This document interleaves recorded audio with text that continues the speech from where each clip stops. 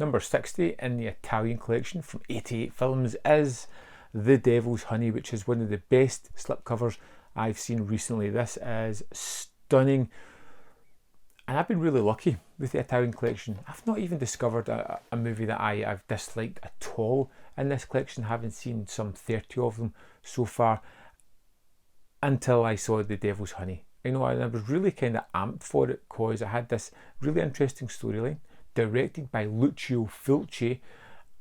I was primed to enjoy this one, but what I got here was an almost softcore porn version of a story that just really wasn't that interesting.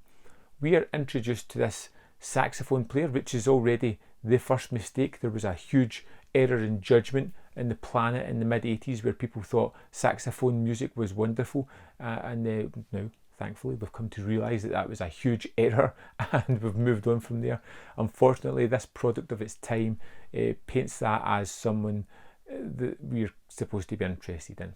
We have this character who is a saxophone player. He has this love interest. They're having a hot and heavy relationship that's portrayed with the fact that he gets her off at one point by playing the saxophone rather close to a part of her anatomy, and they're having this wonderful relationship. We are also introduced to this surgeon who is having a torrid time in his relationship. He has no connection with his wife. She longs to have that physical relationship that he just cannot deliver anymore. Now, this hot and heavy relationship between the saxophone player and this other woman takes a turn for the worse when he has a small accident and bumps his head, which means that he is eventually have to go to hospital. He gets surgery on by the surgeon, and he promptly dies on the operating table. And then we jump into like several sad scenes of his partner just moping around, looking at pictures of him, watching video of him masturbating, and just taking out her frustrations on the doctor, who she's constantly harassing, until she gets the idea to kidnap him. She takes him back to her house. She's going to torture him for a while and then kill him. That's the basic plot of the movie. But every character in here is truly horrible. There is no redeeming qualities to any of them at all. They're all just terrible people. We have the saxophone player who is pretty much using and abusing this woman with her permission. We have the doctor who is cheating on his wife with prostitutes, who has no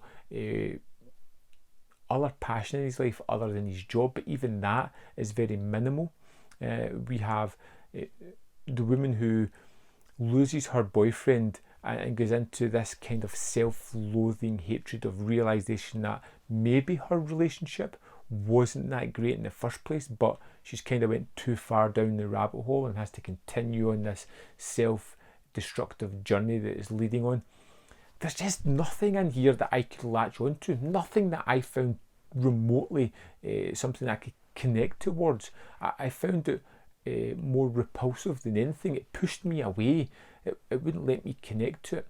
The one thing that I did kind of like was the arc of seeing the woman being infatuated with her lover and then suddenly realising that her relationship wasn't golden and rosy that she kind of thought it was, and was more based on sex than anything else and other real closeness that they had. And this guy was just basically after getting his kicks and was kind of using her for that. The Devil's Honey was something that I should have liked, but ultimately just had nothing there that I could find worthwhile really at all. I was really kind of disappointed with this one. I know a lot of people seem to like it, and I'm really curious as to why people liked it, just to see if it was partially because of the reasons I didn't.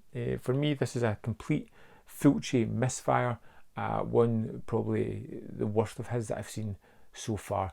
I understand the sleazy nature of it, but I like my movies filled with gore and bloodlust rather than saxophone music, which is probably equally horrifying. Anyway, let me know your thoughts on the movie in the comment box below. I'll see you next time on Man v Film.